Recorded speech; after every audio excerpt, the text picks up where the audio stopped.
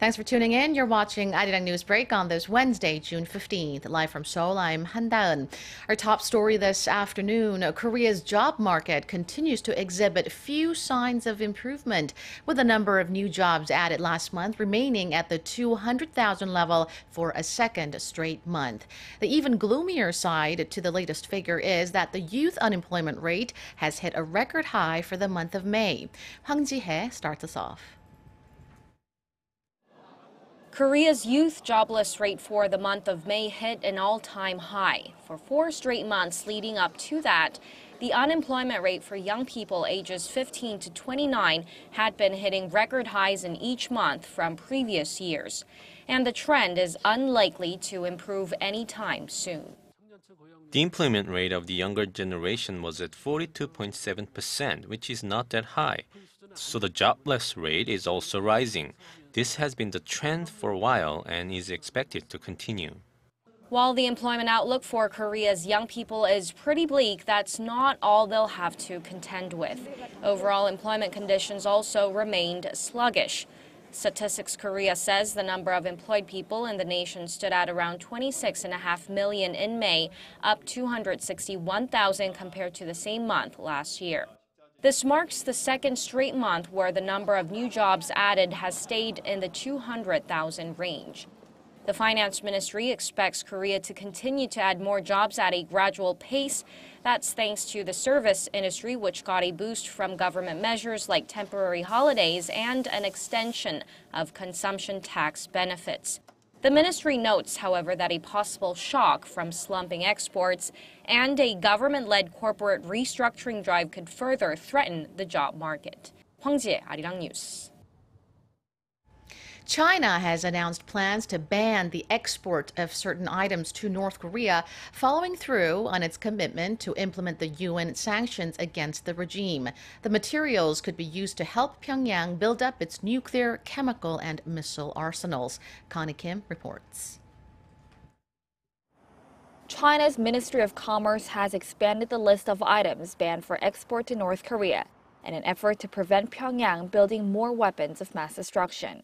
The list of dual-use goods, products that have both civilian and military use, includes 40 items including magnetic materials, laser welding equipment, and chemicals that could be used to produce chemical warfare agents.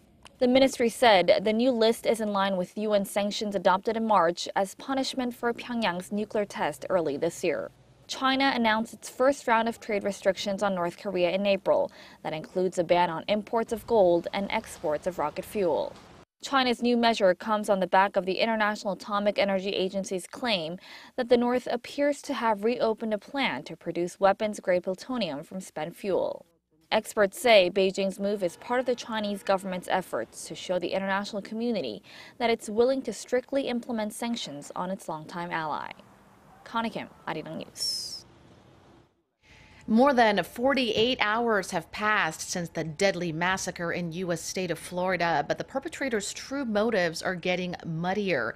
The FBI is now looking into whether to charge the attacker's wife for possibly knowing about his gruesome plan and not reporting it to authorities. Hwang Ho-jun has the latest. What drove Omar Mateen to murder 49 people in cold blood remains unclear. Witnesses are telling U.S. media that Mateen, who also injured more than 50 people in the attack, was a regular at the Pulse nightclub, a gay bar in downtown Orlando. Moreover, there are claims the killer used a location-based gay dating app called Jacked for over a year. In an interview with CNN, the killer's father rejected speculation about his son's sexuality. Well, as long as I know, and all these news came from the news, and I don't believe that he was, whatever you call it, so.